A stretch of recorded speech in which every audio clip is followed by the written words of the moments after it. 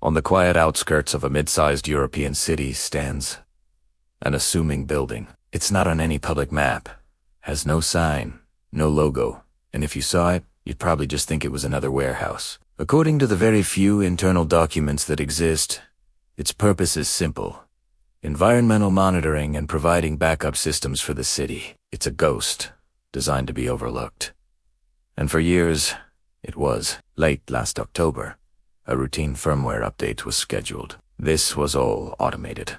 A standard procedure. No technicians needed to be on site. The system would just update itself, run a quick diagnostic check, test the temperature sensors, measure power consumption, log network speeds, and then go back to its quiet work.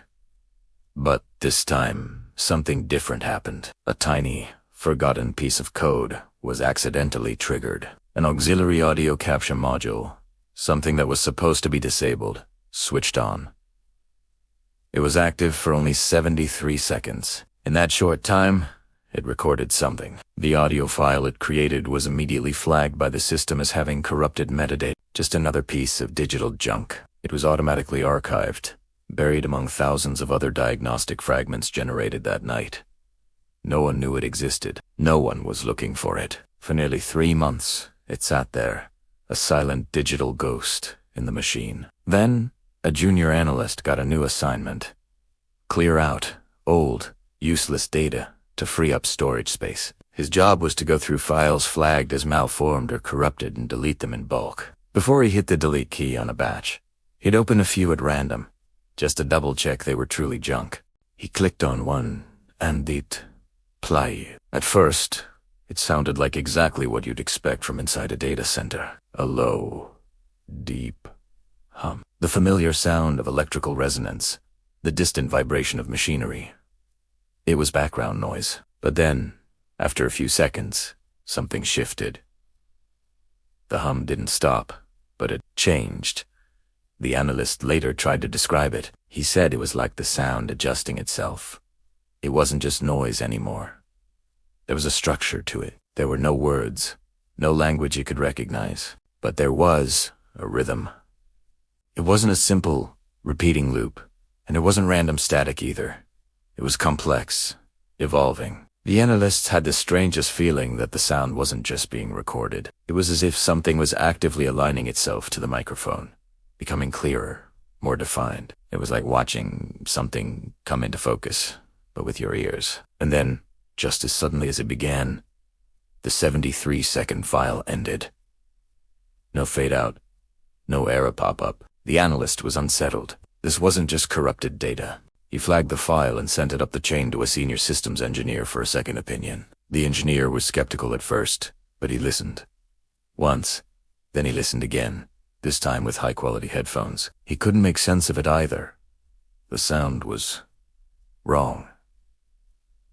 It defied easy explanation. So, he decided to try something unconventional. He ran the audio file through a spectral analysis program, software that normally used to visualize vibrations in buildings and bridges. He wasn't looking for a voice. He was looking for a pattern, and he found one. What appeared on his screen was not the typical waveform of a sound. It was a spatial pattern. The frequencies in the recording didn't just fluctuate in pitch or volume. They rose and fell in a way that mapped out movement, but it wasn't the movement of air, like wind or a fan. The analysis suggested it was the movement of a source through three-dimensional space. The sound wasn't just happening. It was tracing a path, a complex, deliberate path. Inside the sealed, empty room of the data center, the discovery sent a quiet ripple of alarm through the small specialized team. The senior engineer, a man who had spent 30 years solving logical problems with logical solutions, was now staring at data that felt anything but logical. He escalated the file, this time to the director of infrastructure security. The report he attached was brief and to the point. Anomalous audio event recorded. Origin unknown. Analysis suggests nonundum, organized acoustic phenomena with spatial properties. Recommend further investigation. A small, clandestine team was assembled. It included a physicist specializing in wave mechanics, a cryptographer, and a structural engineer. Their mission was discreet: figure out what made that sound. They returned to the data center, This time, not remotely bad in person. The building was exactly as the schematics showed it: cold, sterile, and filled with racks of humming servers. There were no signs of forced entry, no environmental anomalies, no equipment malfunctions beyond the initial glitch that started the recording. Everything was normal. Tout normal? The team's first step was to try and replicate the event. They reactivated the same auxiliary audio module, under controlled conditions. They let it run, not for 73 seconds, but for hours. Days.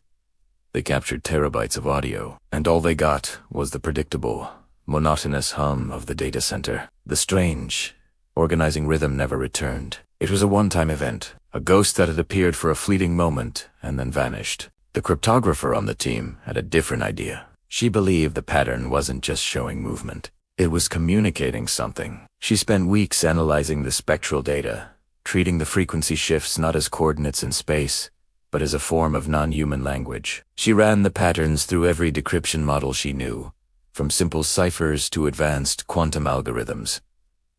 The results were inconclusive, but one model produced something that wasn't just random noise. It was a series of complex, geometric shapes, symmetrical, intricate, and unlike any known data structure. It was information, but in a form no one had ever seen before. It looked less like a message and more like a blueprint. The physicist, meanwhile, focused on the how.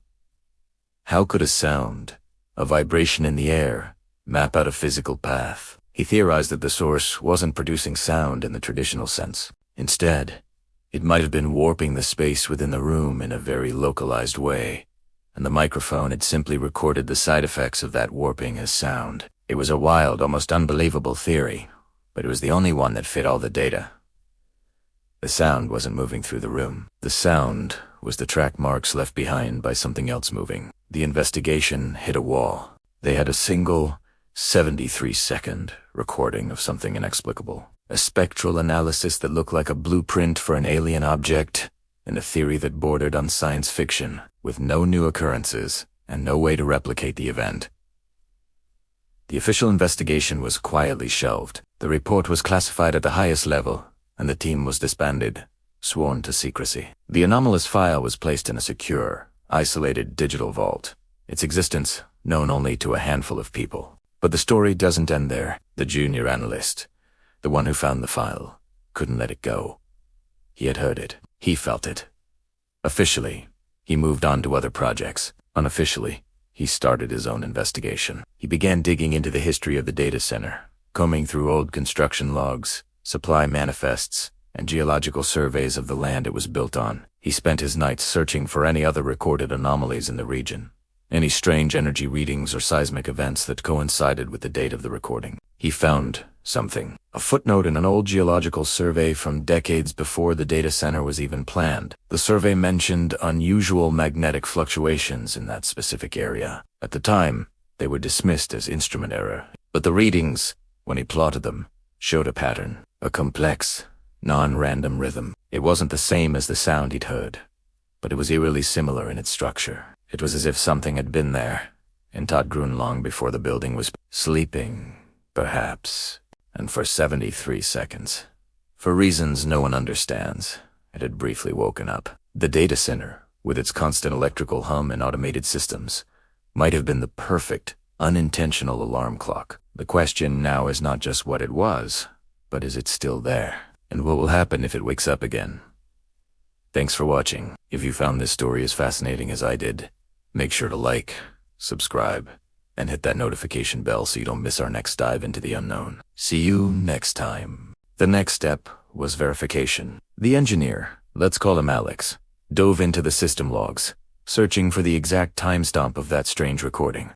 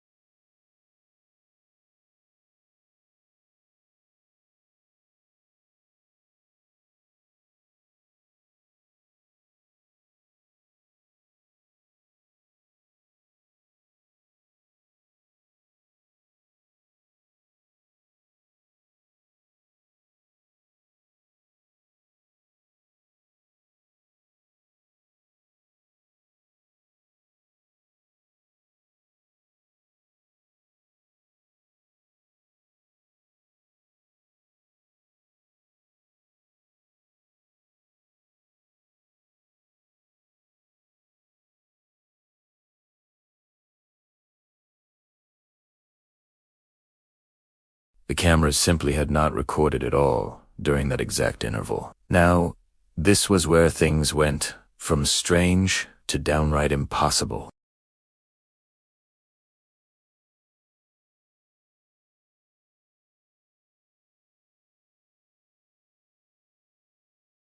There was no logical reason for them to fail simultaneously with the audio recording being made.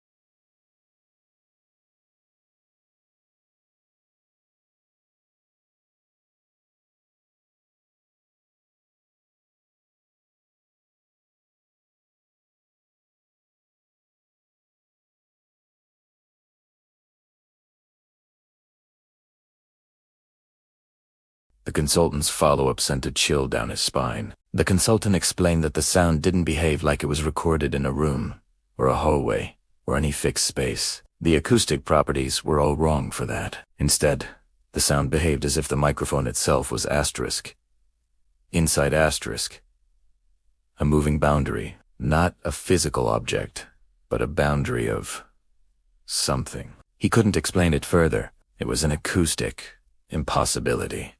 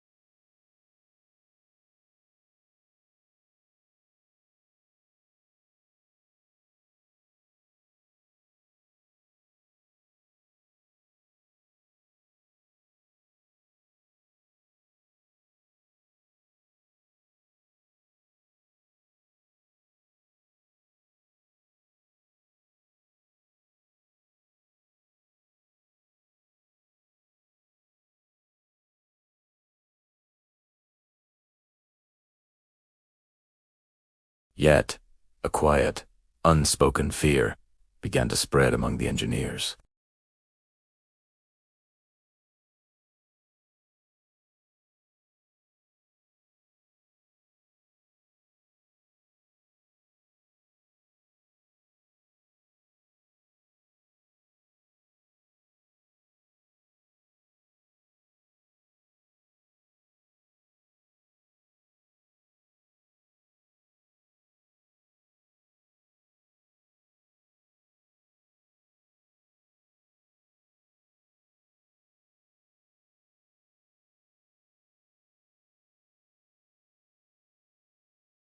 The moment it was severed, the time drift stopped.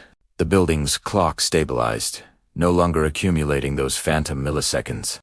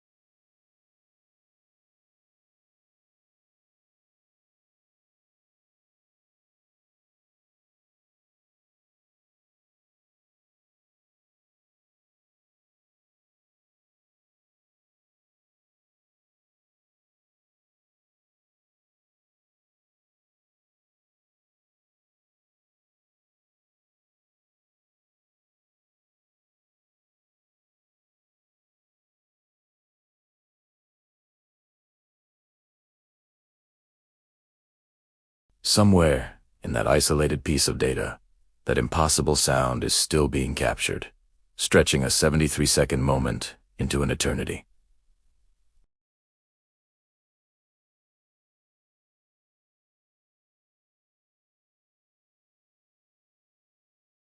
See you next time.